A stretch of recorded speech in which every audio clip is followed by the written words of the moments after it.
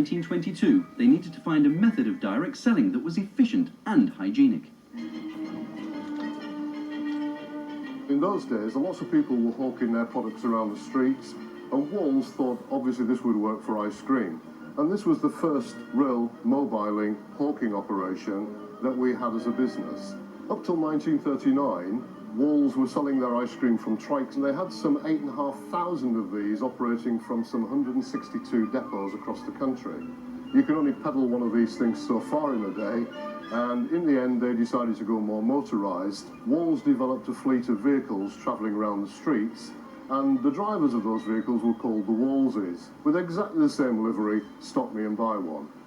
One of the ways that people used to signal that they would like some ice cream is they had a white card with a blue W on the card, and they put that in their front window, and the driver would go and knock on the door and sell them their requirements. And the very British ice cream van was born, but the two-wheeler didn't give up that easily. Here's something new, Hygiene on Wheels, the latest ice cream cycle on exhibition in London. Fitted wash bowls with running hot and cold water, and all accessories ensure that clean hands will serve your ice cream. Complete with self-contained sterilizing unit, it's thoroughly protected from dust and contamination by a Perspex dome, easily removable for loading and cleansing the interior. But it was no match for the van. I'm sure everybody will remember the first time they heard this. Whitby Morrison and crew are seen as the Rolls-Royce of ice cream vans and have been making them for over 40 years.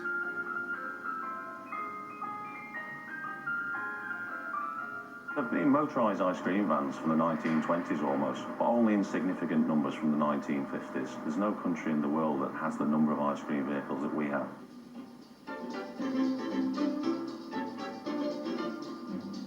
An ice cream van is part of the British heritage. I don't think there's anybody in the country who's never bought an ice cream from a van. But in the early days, they only sold hard scoop ice cream, no sign of Mr. Whippy or Mr. Softy. The scoop ice cream was limited to just vanilla ice cream straight from the fridge in the back of the van. But in the 1950s, soft ice cream came along, which was freshly made from a machine. And of course, everybody wanted to put it onto a mobile ice cream van. For the ice cream man, the only option was to have an extra engine fitted in the back of the van to power the soft ice cream machine. The problem was, they were bulky, expensive, and not always reliable. My dad came up with an idea to produce such technology but at a much lower cost. He invented what we now know as the direct drive system. Ice cream man up on my street. This is the direct drive system, the part that you see painted blue, driven from the vehicle engine through the crankshaft into the vehicle, and then via this shaft in the bottom here into the soft ice cream machine. The machine aerates it, it beats it, it whips it, and obviously it refrigerates it. And within 2 to 3 minutes, depending on the type of machine, ice cream is made. So I love your charms, they're real and they're wrong. Every ice cream man needs his own van, but they don't come off the peg. It takes a dedicated team a week to build one from the chassis up to exact specifications. Every item in the van is carefully constructed and fitted by hand. An ice cream van will set you back anything between £13,000 and £30,000. Then of course we've got to paint it, we've got to do the artwork, the sign writing. Almost every vehicle is made to order, it's handmade. There are no two that are identically the same.